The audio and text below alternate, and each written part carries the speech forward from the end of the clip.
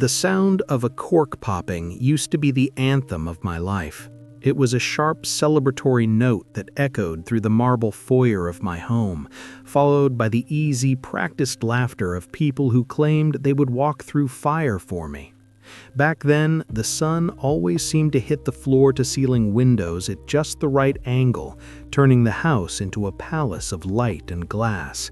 I was 32, at the peak of my career in logistics and tech, and I was convinced I had built a fortress that no storm could ever shake. But the foundation of that fortress wasn't stone. It was the memory of two boys standing in the rain outside a funeral parlor 20 years ago. When our parents passed away, Jax was only 7. I remember holding his small, cold hand as the dirt hit the coffins, realizing in that moment that the world had just become a very small, very dangerous place. We were left with nothing but a mountain of medical bills and a social worker who looked at us like we were problems to be solved.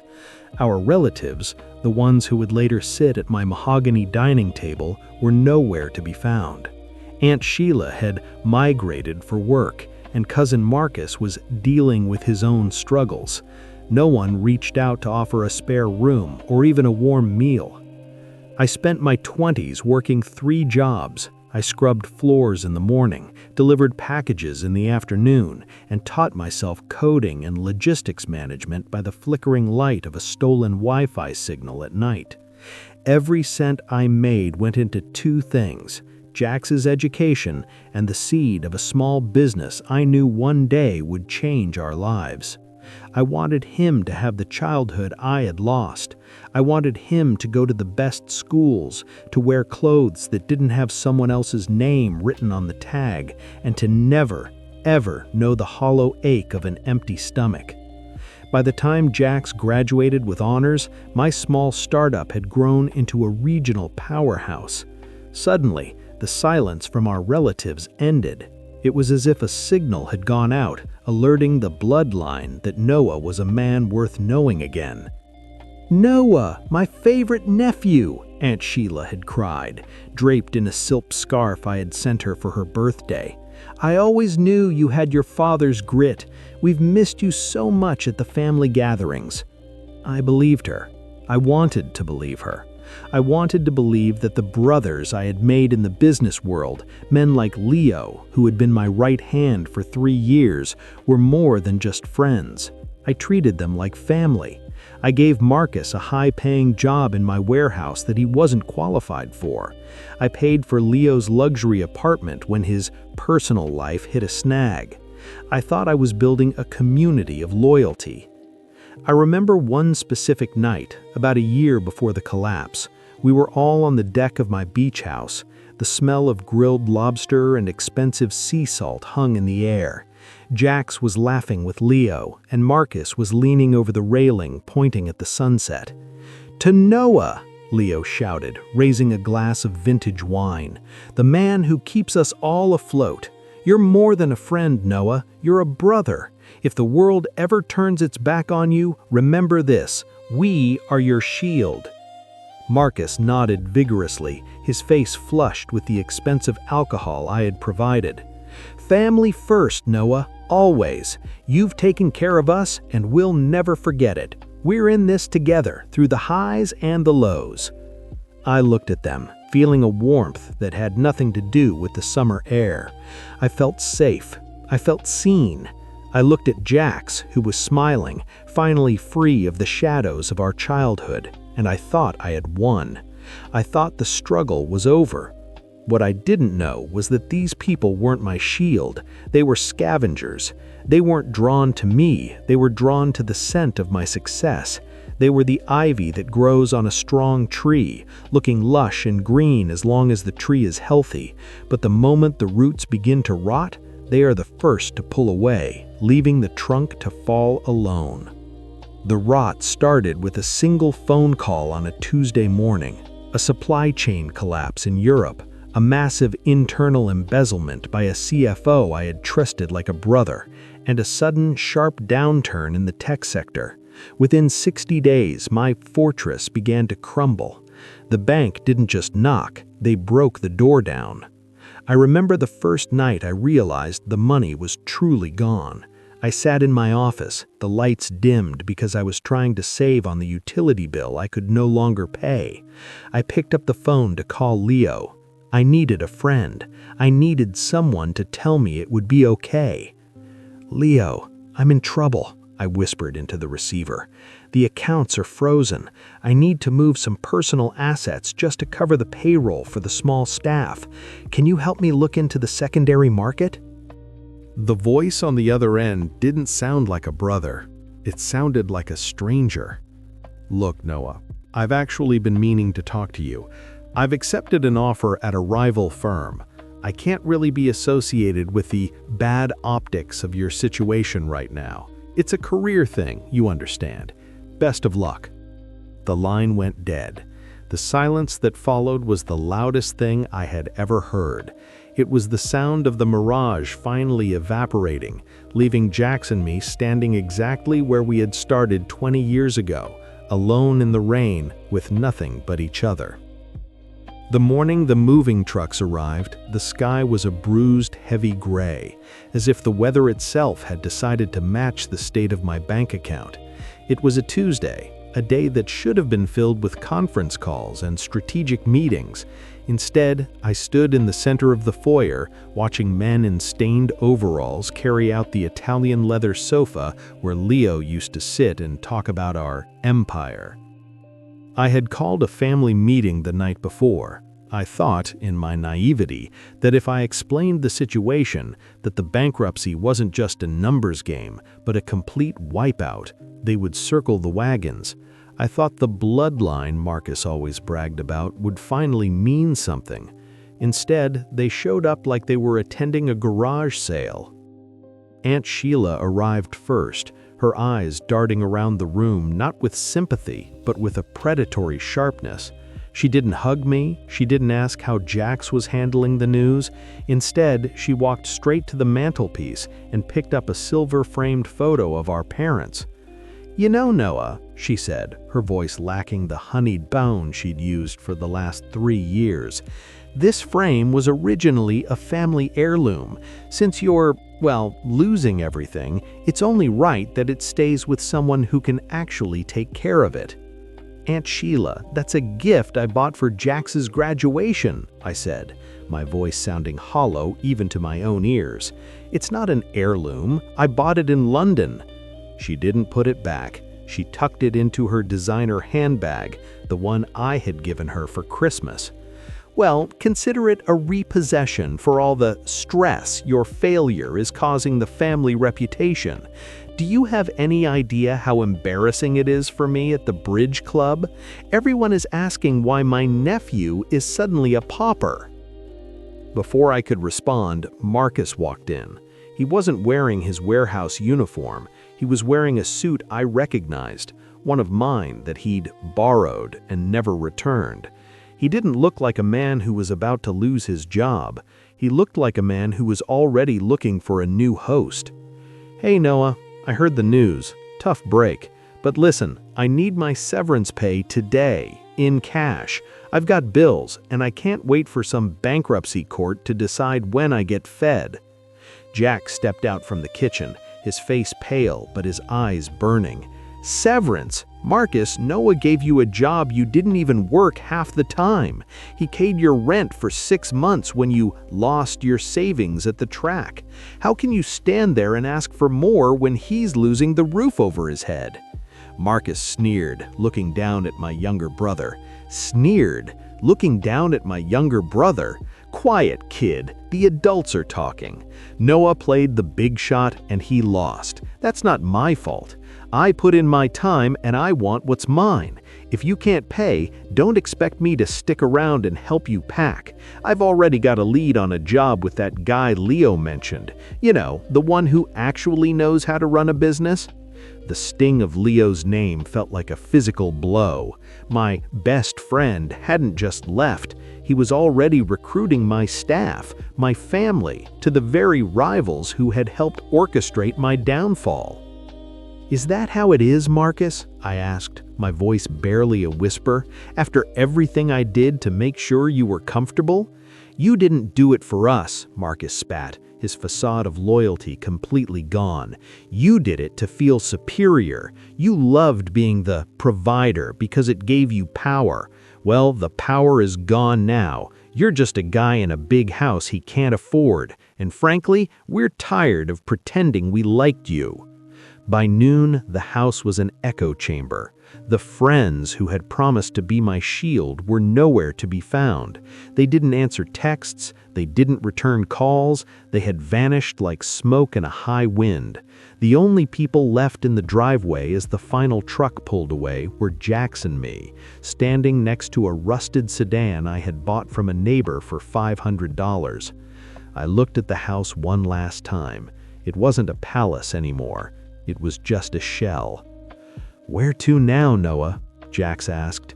He was holding a single box, his laptop, his degree, and the few clothes he had left. He didn't sound defeated. He sounded like a soldier waiting for orders. "To the bottom, Jax," I said, opening the creaky door of the car. "We're going back to the shadows. We're going to find a place where they can't see us, and we're going to start digging. We owe millions. It might take 5 years, it might take 10, but every cent we make, we're going to keep it a secret. We're going to let them believe they won. We're going to let them laugh." As we drove away, I saw Aunt Sheila's car pulling out of the driveway ahead of us.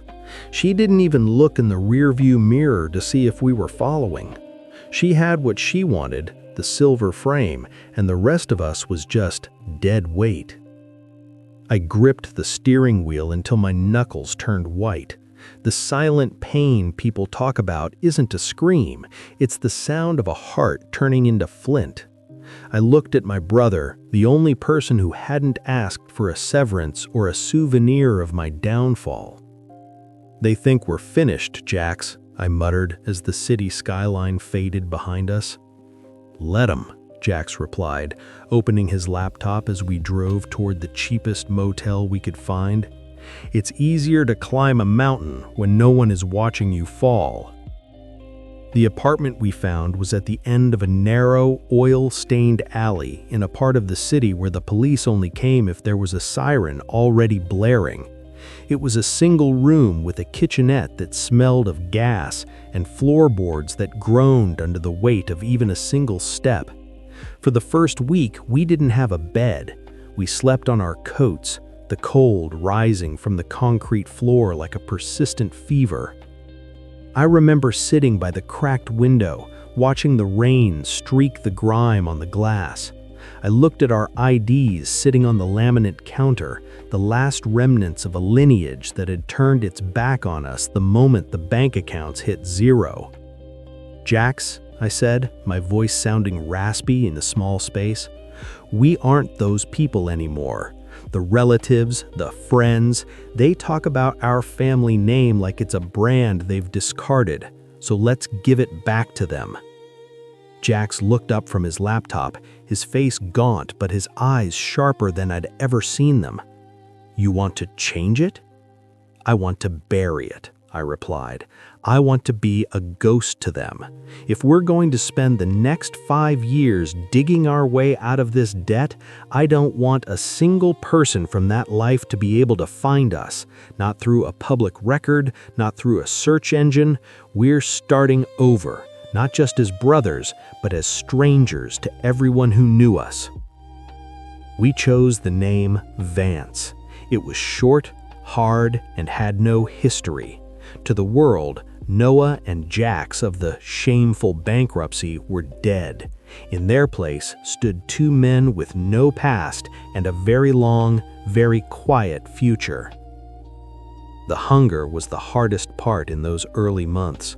I took a job as a night shift security guard at a warehouse, the irony of watching over other people's wealth while I couldn't afford a full meal wasn't lost on me. Jack spent 18 hours a day in that dim apartment, his fingers flying across the keys as he hunted for freelance coding gigs that paid in small, untraceable increments. One night, I came home with a single loaf of bread and a jar of peanut butter. It was our celebration for Jack's landing his first $50 contract. "I saw Marcus today," Jack said, his voice quiet as he spread a thin layer of peanut butter on a slice of bread. "They were outside that new bistro Leo opened with the money he borrowed from your final payroll. They didn't see me. I was wearing my old hoodie and carrying a bag of recycling. I walked right past their table." "Did they say anything?" I asked, the cold stone in my chest sharpening. "They were laughing, Noah. Marcus was telling a story about how you used to lecture him on work ethic. He called you a cautionary tale. He told the whole table that the best thing you ever did for the family was to finally disappear so they didn't have to smell the failure on you." I didn't feel the sting this time. I felt a strange, detached peace. The people I had once loved were now just characters in a movie I was no longer watching. "Let 'em laugh, Jax," I said, sitting down at the small desk we shared. "Every joke they tell is a brick in the wall we're building around ourselves. They think we're in a hole. They don't realize we're in a tunnel, and we're moving faster than they can imagine." That night, we didn't talk about the debt. We didn't talk about the millions we owed.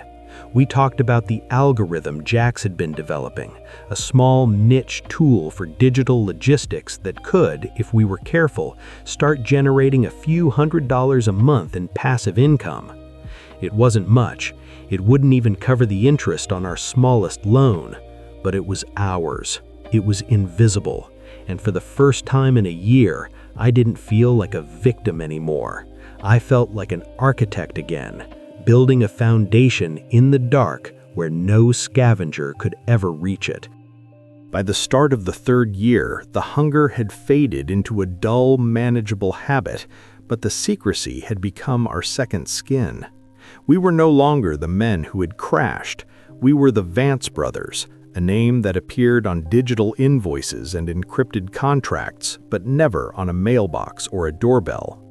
We had moved from the damp room to a slightly larger, sun-bleached apartment on the edge of the industrial district. It was loud, surrounded by the grinding of gears and the hiss of hydraulic brakes, but it was perfect. The noise drowned out our conversations, and the soot-covered windows kept the world from peering in. Jax had hit a breakthrough. While the rest of the world was chasing flashy apps and social media clout, he had developed a back-end logistics bridge, a silent bit of code that helped small e-commerce businesses manage their inventory across multiple platforms. It was boring, it was technical, and it was incredibly lucrative. "Jax, look at this," Jax whispered one Tuesday morning. He hadn't slept in 36 hours, his eyes bloodshot but electric. He pointed to a dashboard on his screen. "The subscription model just hit 400 users. After the server costs and the overhead, we're clearing $12,000 a month." I looked at the number. 12,000. It was more than I used to pay for a single suit in my old life. But here, in this room that smelled of cheap coffee and ozone, it felt like a mountain of gold. "Don't touch a cent of it for ourselves, Jax," I said, my voice firm. "We keep living on the security guard salary. Every dollar of this goes into the shadow account. We pay off the high-interest creditors first, one by one, through the offshore shell. To the world, we are still drowning. To the bank, we are becoming a ghost they no longer need to haunt." But being a ghost in a city that used to belong to you is a dangerous game. A month later, I was walking home from a double shift, my shoulders aching under the weight of my cheap uniform jacket. I had my hood up, my head down, navigating the crowded sidewalk of a midtown district I usually avoided. "Jax? Is that Noah?" The voice hit me like a bucket of ice water. I froze, my heart hammering against my ribs. I looked up and saw Aunt Sheila's sister-in-law, Clara, a woman who used to spend her weekends at my pool complaining that the imported mineral water wasn't cold enough. She was draped in a faux fur coat, clutching a shopping bag from an upscale boutique. She looked at my faded trousers, my cracked boots, and the dark circles under my eyes. A slow, cruel smile spread across her face. "Oh my heavens, it really is you," she cooed, her voice loud enough for several passers-by to turn their heads. "Sheila told me you were living in the slums, but I thought she was exaggerating. You look exactly like what you've become, don't you?" "My name is Noah Vance," I said, my voice flat and devoid of emotion. "I think you have me confused with someone else." She let out a sharp, mocking trill of a laugh. "Vance? Trying to hide behind a new name? How pathetic. You can change your name, Noah, but you can't change the fact that you're a failure. I saw Marcus last week. He's doing so well at Leo's firm. They just bought a company car, a Mercedes. He told us you'd probably ended up under a bridge somewhere." She leaned in closer, the scent of her expensive perfume clashing with the industrial grime on my skin. "Don't bother coming to the family reunion next month. We've officially scrubbed you from the family tree. It's better for everyone if people think you just ceased to exist." I looked at her, and for the first time, I didn't feel the urge to defend myself. I didn't want to tell her that in my shadow account, I had enough to buy her boutique and tear it down. I didn't want to tell her that Jax and I were already more successful than Marcus and Leo combined. "I agree," I said softly. "It's much better that way." I walked past her, leaving her standing there with her mouth slightly open, ready for an argument I refused to give her. As I turned the corner, I felt a surge of adrenaline. She had confirmed it. They truly believed we were nothing. They were so blinded by their own arrogance and their new Mercedes that they couldn't see the wolf standing right in front of them. When I got home, Jax was waiting. He had seen a notification on his phone. "The largest debt, the one to the primary bank, it's cleared, Noah. We're officially out of the red. We don't owe anyone a single cent." I sat down on the floor, the weight of the last 3 years finally beginning to shift.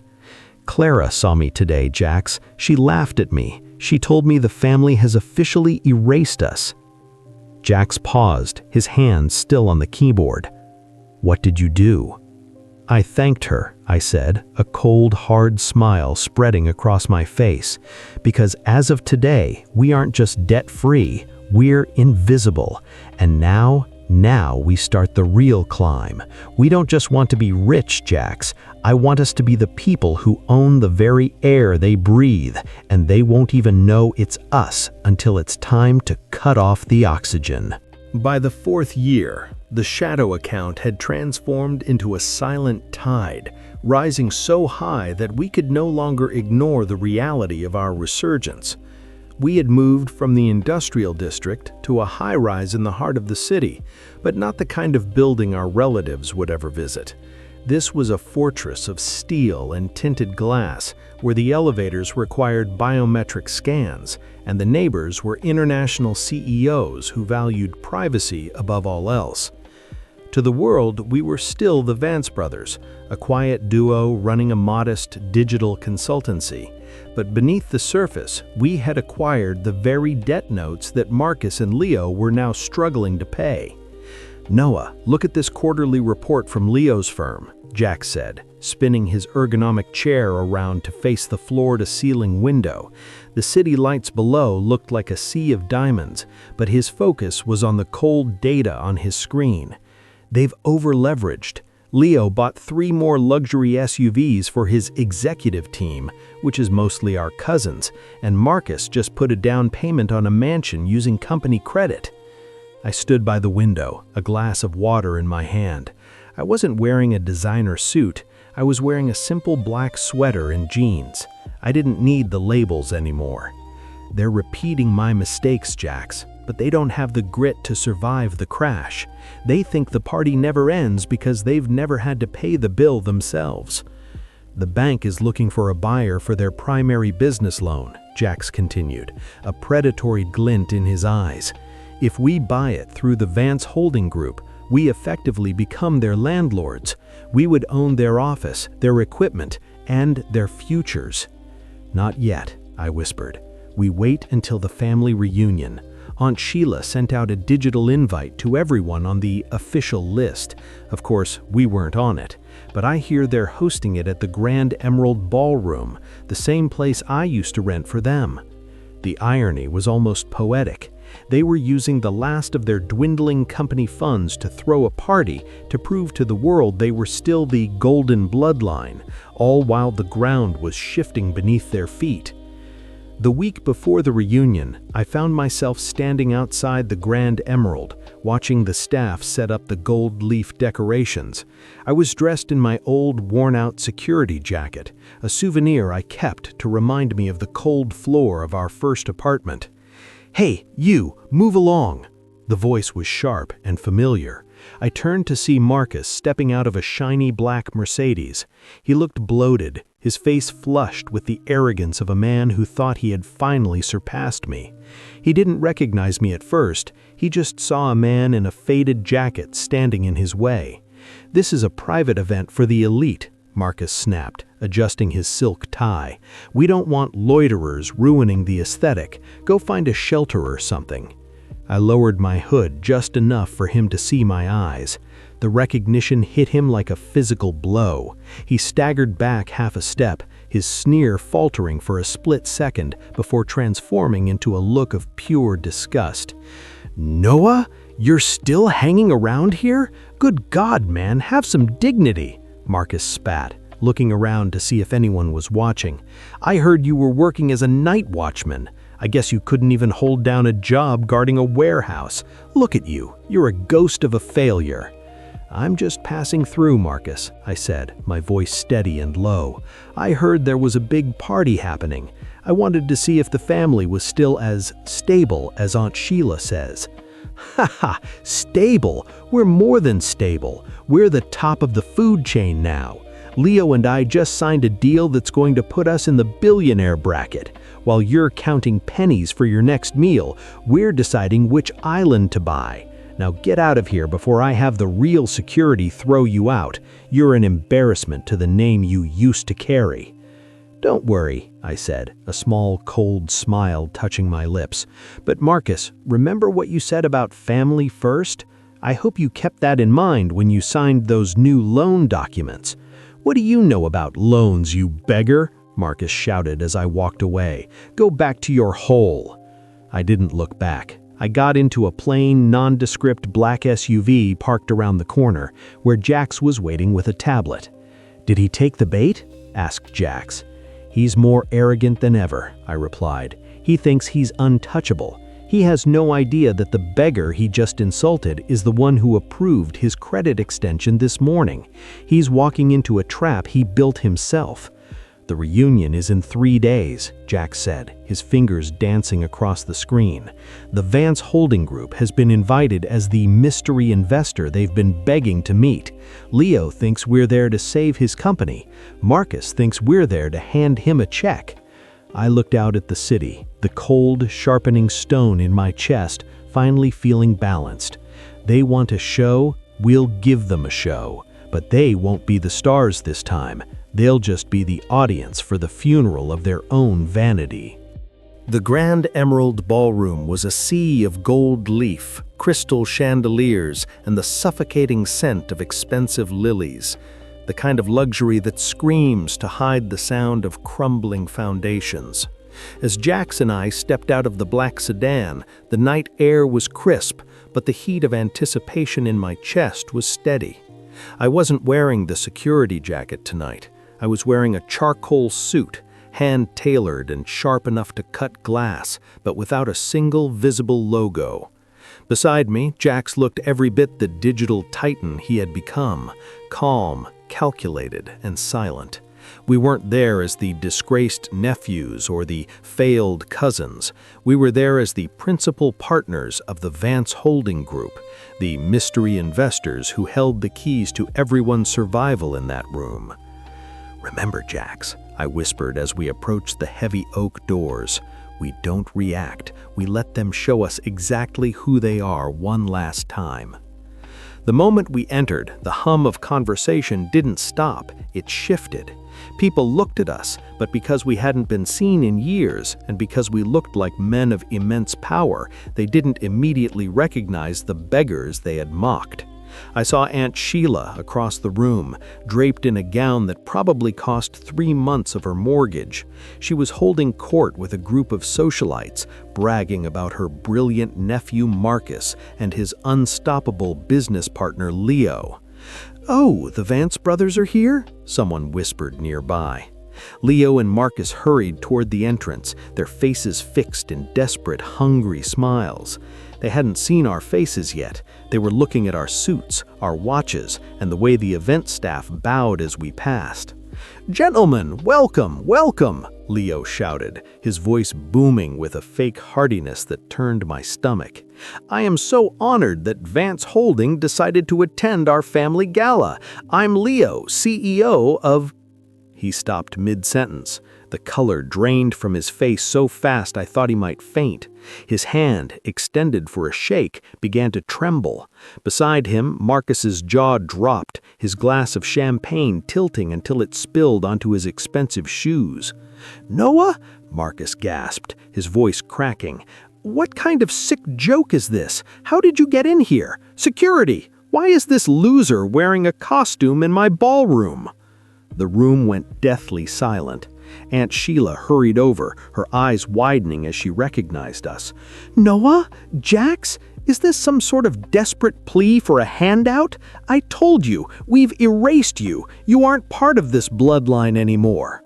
I didn't raise my voice. I didn't even stop smiling. I looked at the crowd, the cousins who had turned their chairs, the friends who had lost my number, and the aunt who had stolen a silver frame from a bankrupt house. "Actually, Sheila," I said, my voice carrying to every corner of the silent hall, "we aren't part of this bloodline. We buried that name years ago. We are the Vance brothers, and we aren't here for a handout." Jack stepped forward, opening a leather folder. "As of 4 p.m. today," Jax announced, his voice cold and clinical, "Vance Holding Group has completed the acquisition of all outstanding debt notes tied to Leo's firm and Marcus's personal properties. We are not your guests. We are your primary creditors." The silence that followed was heavy, broken only by the sound of Leo's glass shattering on the floor. "That's impossible," Leo stammered, his eyes darting around the room like a trapped animal. "We were waiting for a bailout, a partnership." "You were waiting for a miracle," I said, stepping closer to him. "But miracles don't happen to people who sell their brothers out the moment the wind changes. You took my money, you took my staff, and you took my dignity. But you forgot to check who was buying up your failures while you were busy buying Mercedes you couldn't afford." Marcus tried to step forward, his face turning a dark, ugly purple. "You can't do this. We're family, Noah. You can't just throw us out on the street." "Family?" I asked, tilting my head. "I recall a conversation in the rain, Marcus. You told me it was embarrassing to be seen with me. You told me my reckless choices weren't your burden. Well, your reckless choices aren't mine either." Aunt Sheila began to sob, a loud, performative sound. "Noah, darling, I always loved you. I kept that silver frame to keep your parents' memory alive for when you found your way back." "Keep the frame, Sheila," I said, turning my back on her. "You'll need something to sell when the foreclosure notice arrives on your door tomorrow morning, because unlike me, you won't have a brother to help you build a tunnel out of the dark." I looked at the friends who were now trying to hide behind their napkins, the ones who had cropped me out of their lives. I didn't feel anger. I felt a profound, beautiful indifference. "Leo, Marcus, you have 24 hours to vacate the offices," Jack said, closing the folder with a sharp, final snap. "The cars, the suits, the executive perks, they all belong to Vance Holding now. I suggest you start looking for those online jobs you used to laugh at us for doing." As Jax and I walked toward the exit, the fawners tried to rush us. "Noah, wait, let's talk. Jax, remember me, your favorite cousin?" We didn't look back. We walked out of the gold-leafed ballroom and into the cool, honest air of the night. The black sedan was waiting. "Where to, Noah?" Jax asked as we settled into the quiet luxury of the car. "To the small cafe on the corner near the old apartment, the one where the owner gave us free coffee when we were 10 cents short. Our real friends are waiting for us there." The heavy, suffocating cloud that had followed us for 5 years was finally gone. We had risen, we had fallen, and we had built something far stronger than a palace of glass. We had built a life that didn't depend on the whims of scavengers. As the lights of the Grand Emerald faded in the rearview mirror, I knew that for the first time in my life, the silence wasn't a burden. It was peace. Thank you for sharing this chapter with us at Velvet Chapters Brew. Comment, like, and subscribe to see where the next page takes us.